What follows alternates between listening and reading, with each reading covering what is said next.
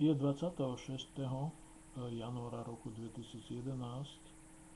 Chcem prvýkrát vážne otvoriť na úrovni svojho autorského videa tému, ktorej sa budeme venovať veľmi dlho, o ktorú je záujem našich čitateľov zrejmý. Je to téma svetovej krízy a toho, čo to vlastne je. Čo je vlastne svetová kríza? Ja si dovolím z takých pár poznámok o tom, čo to je podľa mňa. Zdôrazním, je to môj osobný názor, ale za ním stojím. Ja si myslím, že svetová kríza je svetová vojna. Je to vojna, ktorá sa vedie inými prostriedkami, ako to bolo počas druhej svetovej vojny, ale to nič nemení na fakte, že je to vojna. Upresním to. Dá sa povedať, že je to finančná vojna.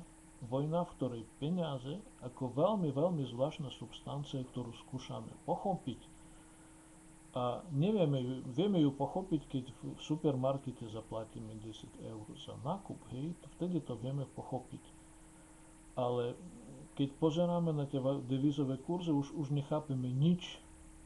A keď pozeráme na vývoj nejakých burz, tak nechápeme nič. Duplom nikto nič nechápe, ale kurzy sa vyvíjajú. Takže dá sa povedať, že je to finančná vojna v tom slova zmysle, že peniaze sa používajú ako zbraň.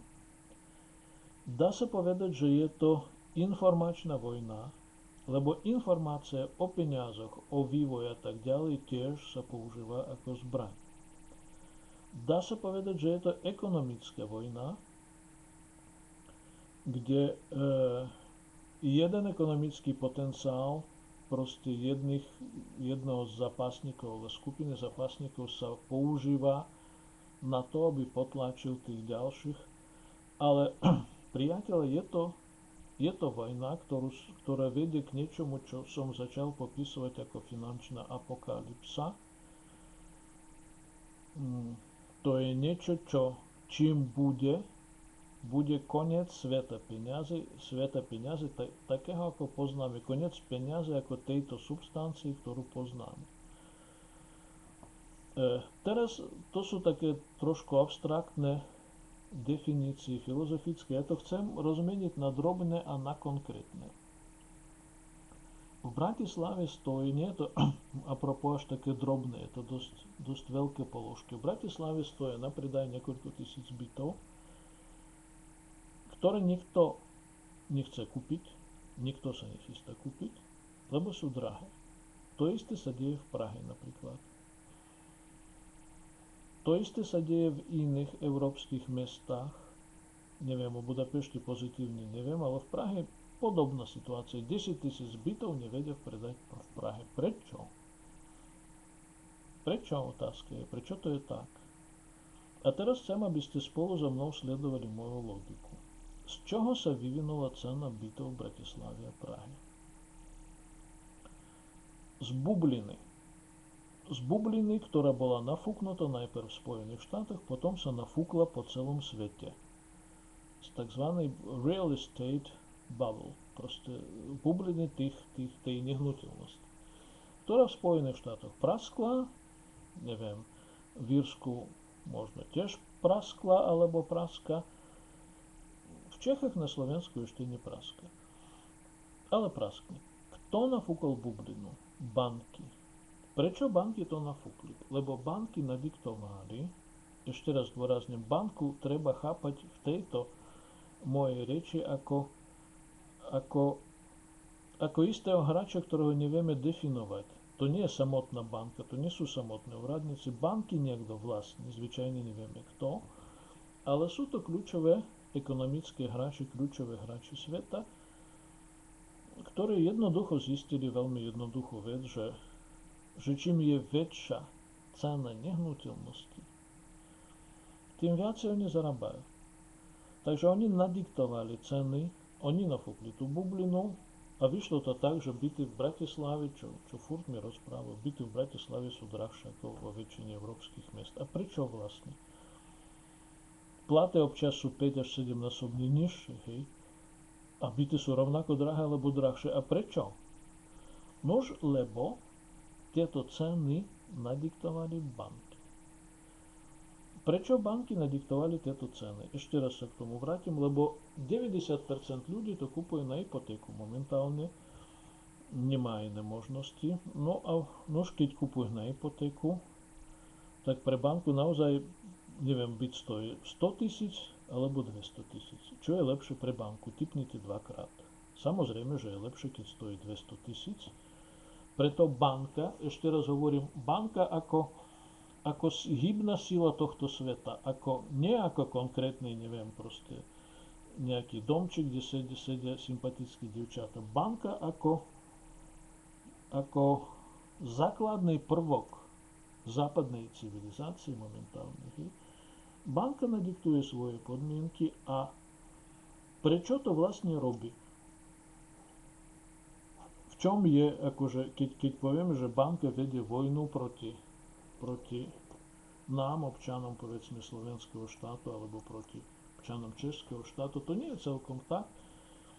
To nie je ani vojna, lebo vojna predpokladá, že strany bojujú, ale to nikto nebojuje. Banka je absolútnym pánom tejto situácii. No a k čomu to smeruje? Na príklade bytov, poviem to veľmi jednoducho, lebo sa to už stalo v západnej Európe veľmi, by som povedal, my ich dobieháme. Hej?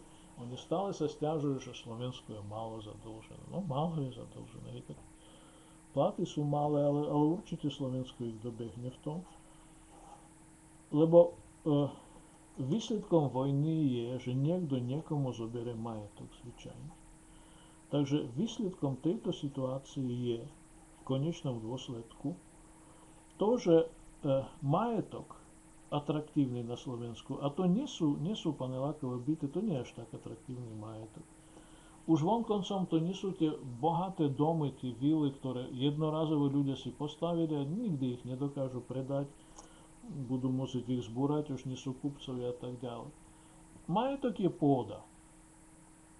Toto je majetok. Pozemky. Celé Slovensko je veľmi atraktívny majetok, zvlášť keď zoberieme do úvahy, že pod časťou Slovenska sú obrovské zásoby pitnej vody. Takže ako nie je to konečný dôsledok, ale by som povedal hlavný dôsledok aj cieľ tejto vojny, ktorú vedú banky konkrétne proti obyvateľstvu Slovenska, je získať majetok. No a dá sa ho získať, lebo tí ľudia budú zadlžení, banky vedia hrať s cenami, banky vedia hrať s platmi, vedia hrať s úrokmi a tak ďalej a v konečnom dôsledku bez vojny, bez toho, aby sa strieľalo a tak ďalej, banky získajú majetok. Takže keď sa vrátim k tomu, o čom je svetová kríza, lebo tu sme rozobrali niečo, čo vieme tu pochopiť viac menej, hej, lebo s tým žijeme a vieme, že ja uvedem údaj, som predal v roku 92 byt v Moskve za $30,000.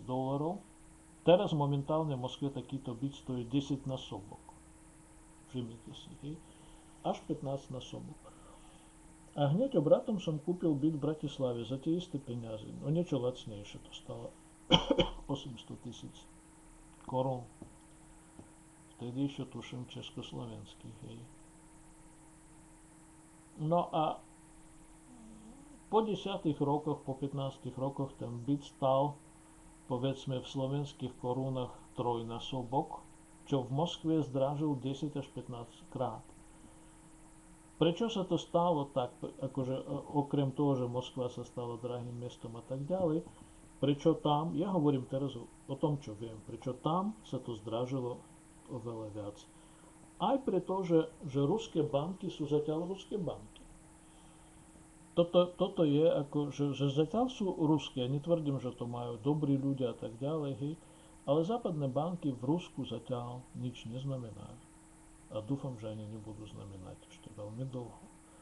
Takže ruské banky vedú svoju vlastnú hru a oni sami hrajú podobnú hru, ako hrajú v Spojených štátoch, ale hrajú ju sami a tým, že ceny v Moskve vylizli tak vysoko, tak aj tie byty takto vylizli. Ale sa vrátim k tomu, o čom je kríza. kríza je o tom, kríza je vojna, finančná vojna, informačná vojna, psychologická vojna, ekonomická vojna, v ktorej bojovníci, je ich niekoľko, o tom hlavnom vieme všetci, že sú to Spojené štáty, ale nie iba oni. Sa snažia získať majetok. A tento celý proces sa nazýva svetová kríza. Máme šance pochopiť, ako konkrétne to robia? Podľa mňa nemáme. Lebo 8% toho, čo sa šíri svetovými médiami, ale tým mainstreamom je viac menej dezinformácia, manipulácia, neplná informácia a tak ďalej. Je to práve tá vojna. Práve nás krmia tým, akože práve s nami takým spôsobom bojujú, keď vám posledný príklad uvidím. Vysielajú proste, že v Sudáne, ktorý už zmenil niekoľko názvov, možno mnohí z tých, čo to počúvajú, nevedia, kde je Sudán. Je to obrovské teritorium v Afrike. Sa nazýval Darfur a z časti sa nazýva, že v Sudáne vojna, referendum, zmena politickej moci a tak ďalej a tak ďalej. Vy ste prečítali v slovenských médiách, že v Sudáne sú obrovské nové zásoby ropy. Neprečítali. Slovenské médiá o tom nepíšu. V európskych médiách o tom nepíšu. Píšu o tom americké médiá, ruské médiá, ktoré sú, by som povedal, otvorenejší, z rôznych dôvodov. No a okolo toho sa to točí. Takže Sudán možno bude za chvíľu bojskom, o ktoré má záujem proste každý veľký hráč, predovšetkým Spojené štáty a Čína. No a celé toto sa nazýva svetová kríza. Takže úplne na záver poviem to tak. Netreba z toho si robiť nejakú až takú ťažkú hlavu, lebo Slovensko v tomto procese sa veze. Povieme to tak, že my to nevieme ovplyvniť na jednej strane. Na druhej strane, tí ľudia, čo chcú o tom vedieť viac, určite budú mať šance správne sa rozhodnúť v situácii, keď ešte sa bude dať správne rozhodnúť. To sa týka existenčných životných rozhodnutí, takže preto o vývoje svetovej krízy, o vývoje tej svetovej vojny, ktorú všetci čakajú, ale ona ide u nás na obrazovkách televízorov, ide v bankách, ide na burzach. O tom budeme, nakoľko dokážeme informovať našich čitateľov.